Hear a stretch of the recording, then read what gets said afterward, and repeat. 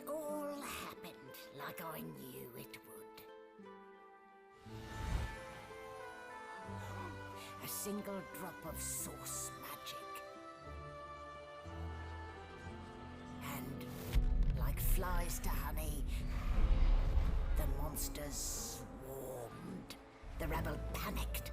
The carnage began. And the Magisters pointed their fingers at me. Just as I'd planned. I was shackled and collared, and sent to Fort Joy.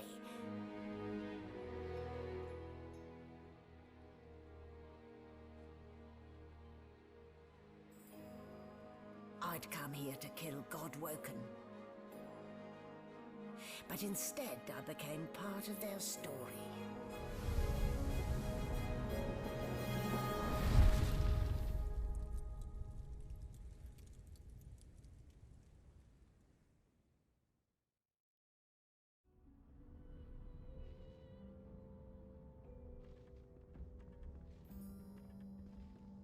So, still a bit groggy, are we?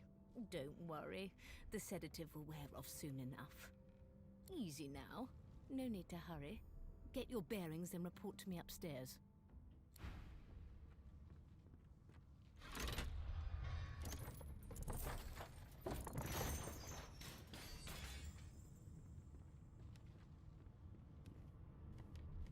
The things I do to complete a contract.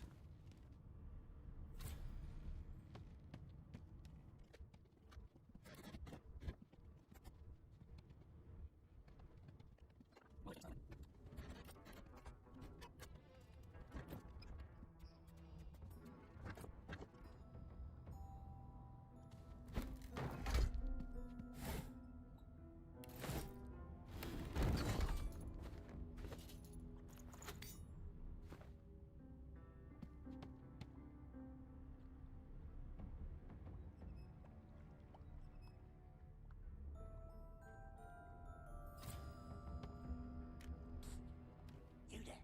Come here.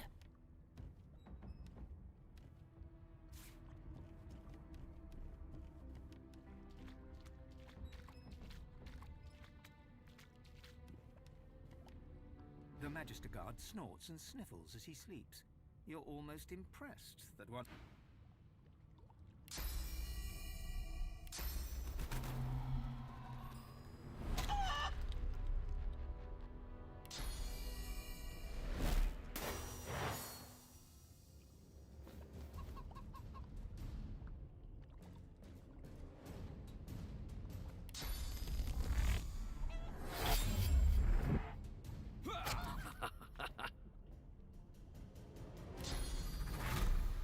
Prepare yourself. I'm not one to let sleeping dogs lie.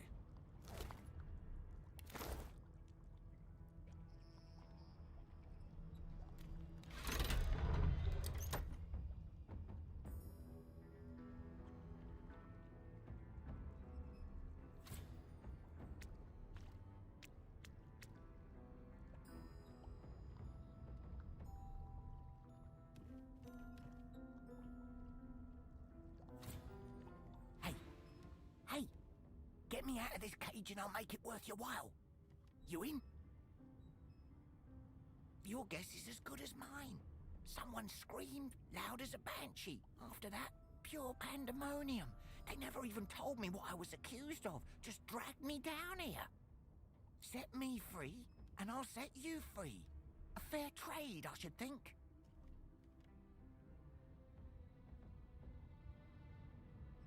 Suit yourself. But we're all in the same boat here, so to speak. I'll await your return.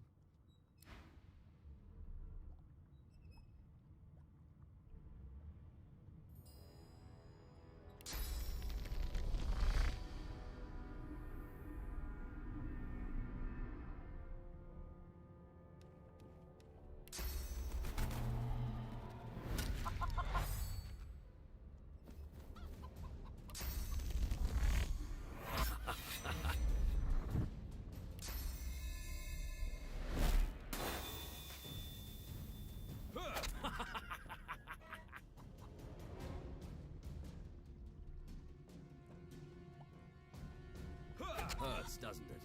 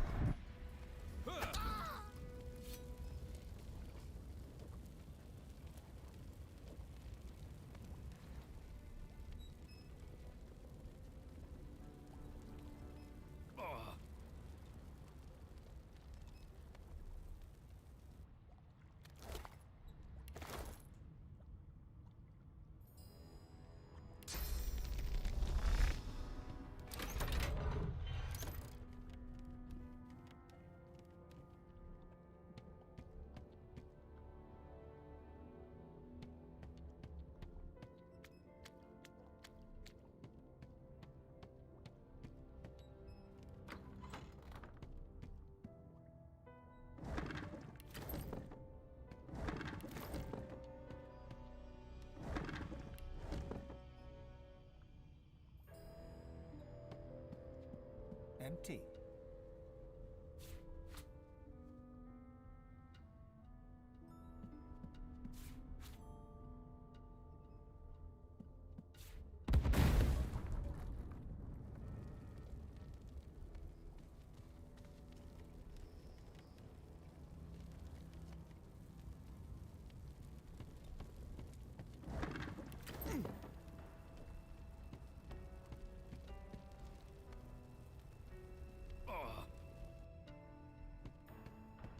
No key, no problem.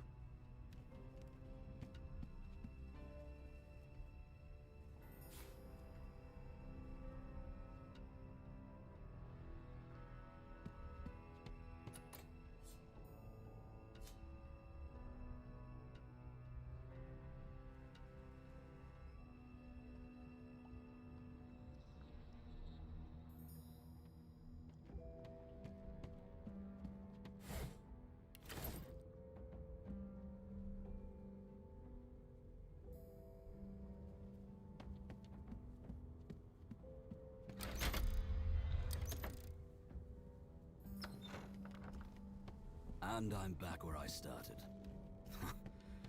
Nowhere to go but up.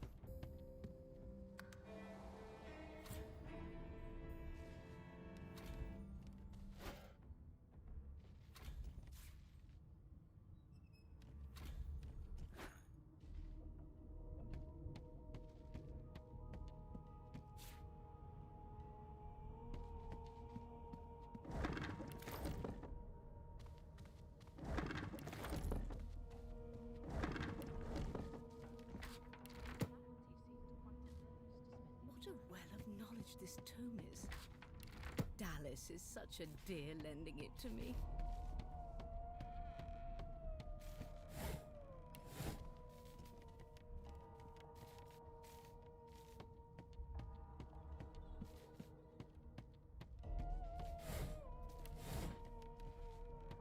Why, you're looking a bit more chipper. Yes, there you are. Not too tight, I hope. The collar, I mean. Oh, not to worry. Every dog has to get used to its leash. In the meantime, your next stop will be Magister William. All passengers have to be registered in the ship's manifest, and he's the chap in charge of the logs. You'll find him on the other side of this deck, in the officers' quarters.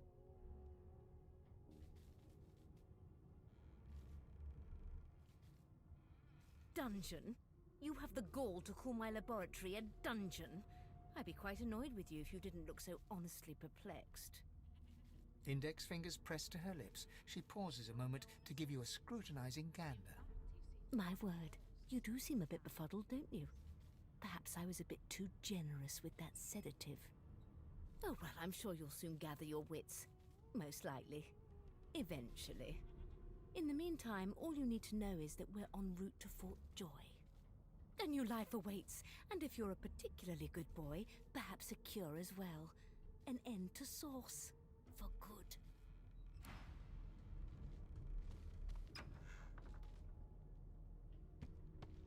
Bloody murder. Looks like... A young Magister stands behind the Magister, a bloodied mass lies in a... There's been a murder. A sorcerer was killed by one of your own. Lucky you were busy getting your collar fitted at the time, or you'd be a suspect like the rest of them. Waters is investigating. She'll figure out who did it. Always does.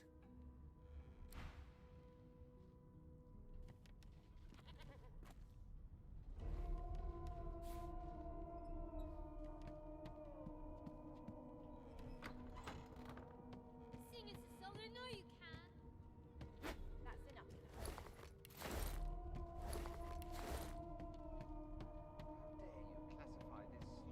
Ah, there you are. Husband.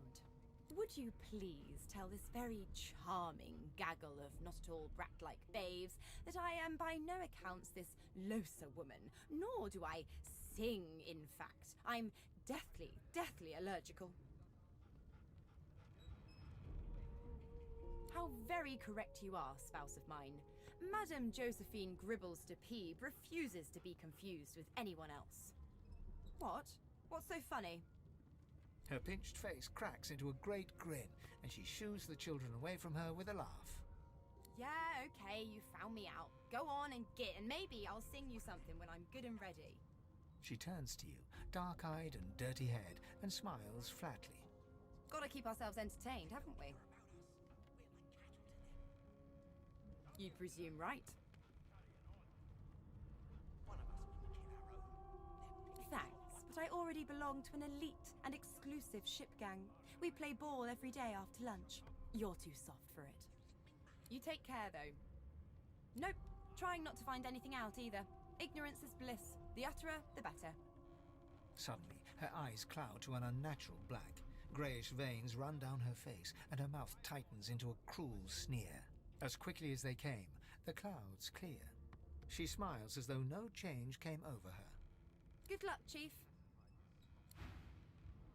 I've seen more appetizing things coming out of plague-stricken pigs.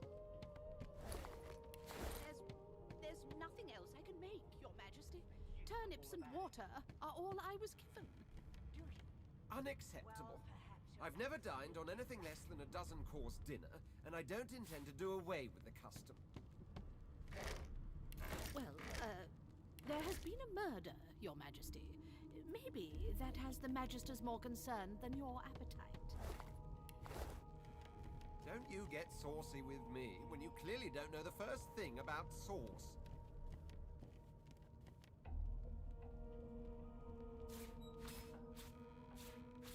Rubbish. It was one of them. I know it. Would you put a knuckle in it? I'm trying to concentrate. A broad dwarf sits totally upright on the bench, eyes closed, palms face up on his knees. His beard is a cascade of meticulous plaits, each one braided through with golden medallions. He raises an eyebrow as you approach, but doesn't open his eyes. Listen up, boy. You hear that? The ship, of course. A wave of sound washes over you. The unintelligible chatter of your shipmates, the groaning of wood from floor to ceiling, the boom, crash and crackle of waves around you, complaints from the sea itself. And? A common sort of sound, isn't it? Where there's talk, there's health. That's all you hear, though. Listen close. There now, just like that. Squeak! Aha! His eyes snap open as his countenance breaks into an expression of joy. One great paw claps you on the back. The other catches you before you lose your footing. Ask what you must. I've nothing. There. You heard it, didn't you? I knew it. I knew it. Aye, this is good news, boy. Good news. It's the The wheel, don't you see, you beautiful idiot? Squeaks whenever the helmsman jerks it clockwise, which means we're heading east. Burn my beard. That means if we've been travelling for, yes, only 10.34 nautical miles to Fort Joy. Ah, so you've eyes as well as ears, eh? You'll go far, mate, even here. Captain, actually. And that figure tells me we're getting close to the Joy. Close to what lies beyond it, too. The dwarf leans back from the table and strokes his beard, gold medallions jingling merrily. His eyes roll over to you. That'll be all. Thank you kindly, boy. He continues stroking his beard, a beatific smile on his lips, and doesn't acknowledge you anymore. You, Jill, is that right? I've a few questions for you. You are Jill, aren't you? I ain't saying nothing. Well, well, what have we here? A fresh face in this stale hell. Let's size you up, shall we? See if you'll do. The lizard looks you up and down, like a farmer would a fetching horse. All of a sudden, he grips you firmly by the chin, with the intent of inspecting your teeth. There's some discoloration, but I've seen worse. After all, one can't expect to find prime merchandise on a squalid little ship like this. Now then, to business. You will answer me 3 questions. The first one is this. Can you cook? Oh, goodness, no. And don't even mention the demon's testes that are turnips. On to the second question. Can you knit, weave? In short, tailor? Yes, I can tell from your vagabond chic, a bag is as good as a shirt kind of style. I shouldn't be getting my hopes up. On then to my final query. Have you the ability to administer the upkeep of one's personal appearance? The delicate art of cosmetics is what I'm after, just as I thought. That explains what's besieging my nostrils. So, 3 questions asked, 3 questions answered. Let's evaluate, shall we? As per your own testimony, you have the taste buds of a dung beetle, the fashion sense of a monkey in a clown suit, and your personal hygiene reminds one of a carcass rotting in the sun. That won't do at all, see? I'm sad to say I must deny you the opportunity to be my slave. Ever so sorry. I know, but you just don't have what it takes. A good slave's made of sterner stuff, I'm afraid. Still, hone your skills, and one day you may just qualify for a position in a lesser household than mine. You keep dreaming, you hear?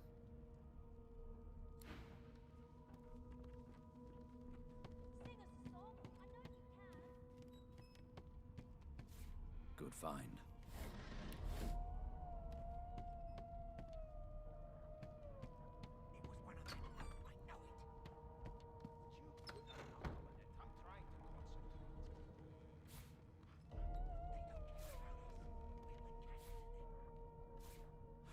This again.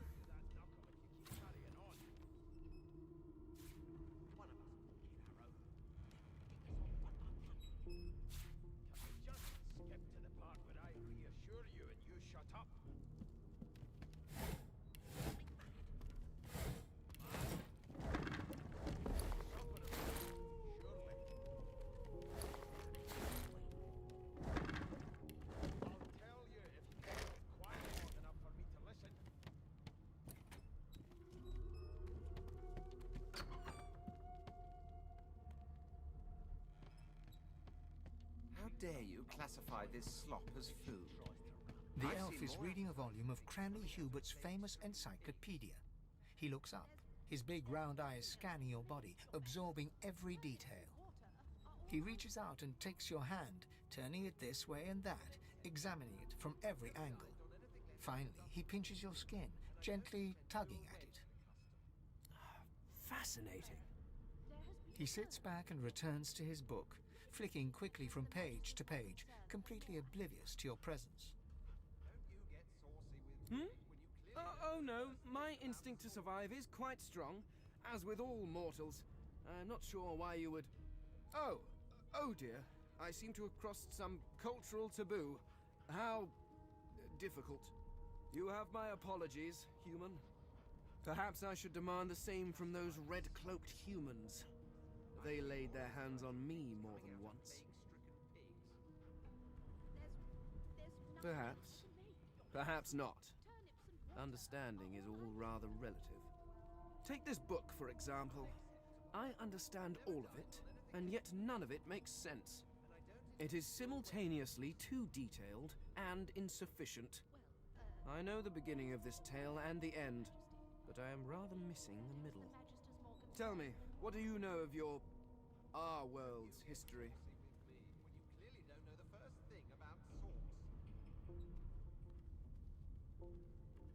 Oh, please. I have no interest in that. Your books are too full of it already. No, I want to know about the Celestial. I want to know about your gods. This text tells me that they created all creatures, but nothing of what came before. Where did these gods come from? Who are their people? Where are the others of their kind? The elf's face freezes for just a second before he waves his hand dismissively. Oh, it's just one of my idle curiosities. We mortals do like to consider these things, do we not? Now please, run along. I have a world to decipher. No amount of pestering will get the elf to take his eyes off his book or respond to your questions. Maybe that has the Magisters more concerned than your appetite. Don't you get saucy with me when you clearly don't know the first thing about sauce. It's a register, sir. Good, good. Magister Williams is just about done with the last passenger. You faring okay so far? Course I do. Seems Voidwoke can dog your heels like a shadow. That's no way to live, is it? You'll see. We're gonna help you. You head on in now. Williams will get you sorted fast.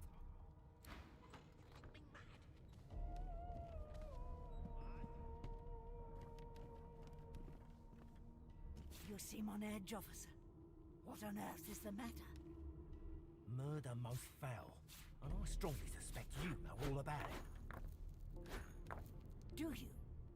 Well, perhaps you're absolutely right. Boring.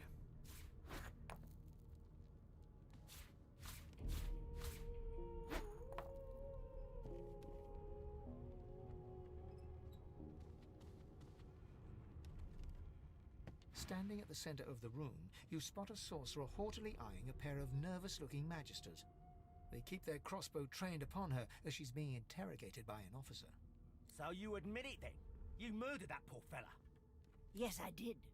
But of course, that was only the beginning. She turns her head and looks you straight in the eye. There are others whose lives must end.